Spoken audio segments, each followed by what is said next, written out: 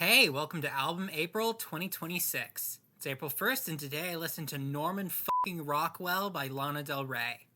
This year I decided to completely dispense with the idea of, oh, I should listen to this album because it's a classic, or some person I don't know who works at Rolling Stone told me that this album was good. I got rid of all of that. I'm just listening to albums that interest me, which means that a vast majority of them are going to come from musical genres that I gravitate towards, namely alternative, electronic, and pop, as the case is for today's album, which I will just call NFR because I don't want to censor that every time. I've known about Lana Del Rey ever since I heard the remix to Summertime Sadness back in 2013. She's always kind of just been in the background, though. She never really exploded onto the mainstream since then, but she's always been there. I have heard about NFR being a notably good album for a while now. It was actually nominated for Album of the Year in 2019, but it lost to Billie Eilish, and that could be said for a lot of people that year. Lana Del Rey and Billie Eilish both fulfill very similar niches, sad girl music. But while Billie Eilish reeks of Zoomer, Lana Del Rey is a lot more millennial. And that does come through when you compare NFR with When We All Fall Asleep, Where Do We Go from the same year. I was kind of excited when I saw that a lot of the songs on this album were co-written by Jack Antonoff. I love his work. I especially love some of the stuff he's done with Taylor Swift, Florence and the Machine, and Lorde.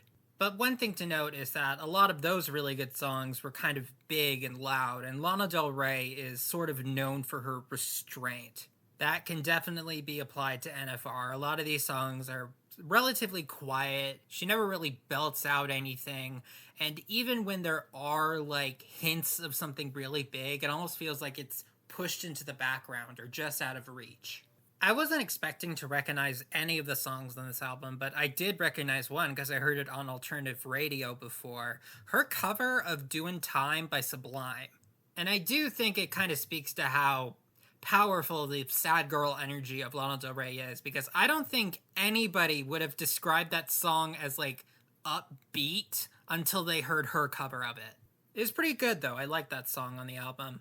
When looking at this album as a whole, it seems to be looking back on either multiple relationships in a short length of time or one particular relationship that was kind of like a flash in the pan sort of thing. You know, like all those relationships that Taylor Swift writes about, the ones that are really passionate while they're happening, but they're not exactly keepers.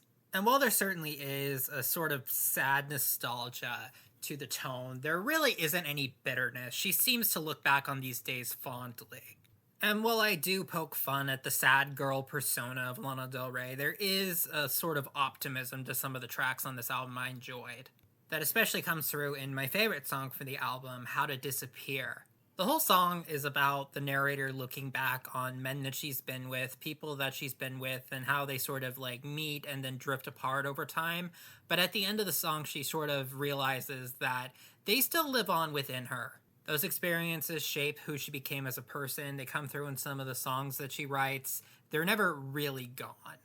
Overall, I did like NFR. I didn't quite like it as much as When We All Fall Asleep, Where Do We Go, but it was pretty good. It's a sort of impressionist take on a pop album.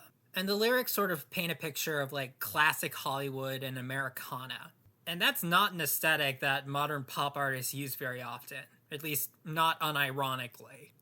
I thought it was pretty good. A lot of the songs felt like they went on for a little long, but I did like it overall, and I did like the way it ended. The final song, which is one of those like Fall Out Boy, Panic at the Disco long song titles, Hope is a dangerous thing for a woman like me to have, but I have it, does seem to acknowledge the sad girl part of the Lana Del Rey persona, but it does so in a relatively self-aware, balanced way that did work. NFR was a pretty good introduction to Lana Del Rey's music. I might listen to more of her albums in the future, but there's still an entire month of album listening to get to before then. I'm excited for this year. There is one very, very big thing to get to in this album, April, but I'll get to that when I get to it. I'll see you tomorrow.